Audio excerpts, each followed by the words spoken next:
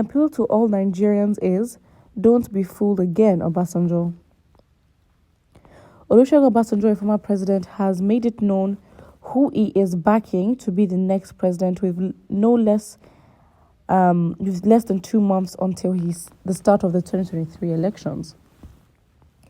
He publicly endorsed Peter Obi, the Labour Party nominee for president, saying that he is the only one of the available candidates who is most qualified to keep the country unified.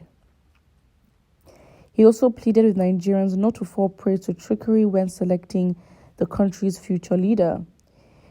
He specifically urged Nigerian youth to rise up and elect Obi and his running mate, Dati Ahmed, as the country's next president in order to protect their future from those seeking to ruin it.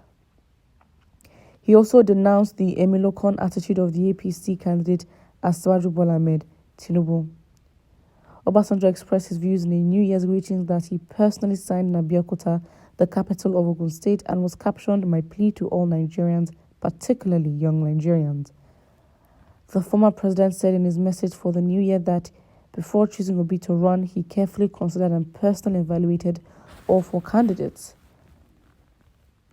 I think that's sort of the hurt that really goes out, especially to the APC, who seem to want to undermine, because they say it's one vote and, it's just Obasanjo, but really, these are individuals that actually went to Ogun State, literally, to find this man and try to get his endorsement. We've had individuals all go, or the presidential candidates actually go visit him, and the fact that he not only just supported and endorsed an individual, but also denounced, the Emilokon attitude of the APC, Bola Ahmed Tinubu.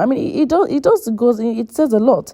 This is someone who is, I guess, respected, of course. It's not like as if his administration was, not criticized. But if you compare his time to now, oh my days, just the retrogression or the regression is just, it's too much. It's too much for you not to think of this individual as one. He's also admitted to the past failings of Nigeria as a state, and I guess that's accountability right there. But Obasanjo's endorsement of Peter Obi, of course, is influential and it goes a long way. So he should not be undermined by those who are upset by this. He has spoken, God has stamped it, no man can alter it. Obi is the choice of Nigeria, no room for thieves. Obasanjo knows what is best for Nigeria and Nigerians. No way our eyes are sharper than a torchlight. No way, only Labour Party. Of course, Peter Obi's being endorsed by Obasanjo, of course, it goes a long way. Yes, it is one vote, but it's influential inside and outside the country. So, to be honest, I think obviously that is very good for Peter Obi, definitely going forward. And in terms of needing that help, especially to win the election, not just the presidential election, which may look possible to win, but of course there are other, understanding your own government, again, it's not just the presidential seat that matters. You also have the legislative arm of government that also requires voting as well, or voting by the general public. And so, when you look at the House of Senate, House of Representatives, and, just different offices that are there on those platforms, the Labour Party also has to try, and I think that would be a very difficult one, but they're going to have to put in the work some way, somehow, get, a considerable, good amount of seats for them to really have that power when it comes to, being the ruling party. Because that is not, as much as you can say we are voting for this person to win, who is the ruling party? What is the ruling party? That is also very much important to win as well. So for Obasanjo to say Nigerians should not be fooled again, he knows what he's talking about, because, fool me once, fool me twice. So why would you go for a party itself? Because again, obviously, any politician would like to maximize the fact that they want to spend 8 years in office. But 2015, great. 2019 was no excuse. Come on.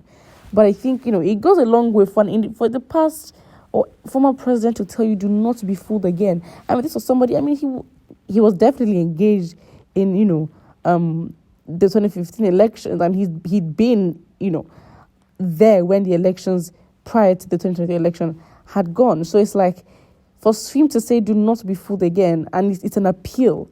You know what I mean? It's like he's saying and trying to urge particularly young Nigerians. And it's like, well, that is pretty much, a direct message to obedience, because, to be honest, it is the young Nigerians who are definitely leading the obedient movement, to a very large extent, as you say, the youths. The youths have been failed so many times, and so it's not surprising for them to definitely think that, it's in their responsibility, it's their responsibility, and it's in, it's on them, and it's their power for them to be able to change what could not have been, and the work that has been put on the youth to actually change the country. I think it's like one generation passes the work to another, and they pass it to another, they pass it to another.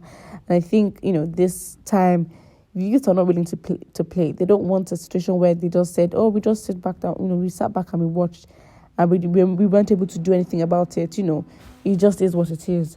It's definitely not what the youth are trying to do. So yes, I think it goes a long way. We have to be particular about the words and detail. Do not be fooled again. So, it's safe to say Obasanjo understands the deceit that the APC has brought. They understand the falsehood of, their competency and what they said they could do, because they didn't do it.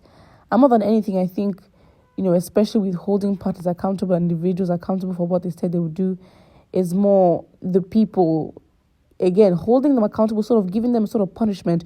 What would happen as a result of you failing on your word, because you're not depending, you haven't let down one person, you've let down a whole country. And so, literally not just engaging with any old party, APC or PDP, is the best way.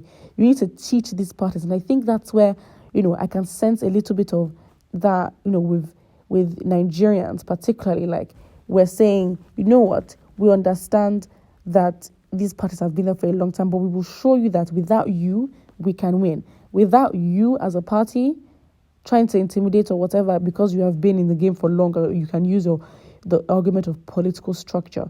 We will show you that, listen, we will not depend on you, and without you as a party, we will move on and move forward and move better, literally. So yeah, put what you think about Obasanjo's endorsement of Peter Obi in the comment section below, and don't forget to like and subscribe.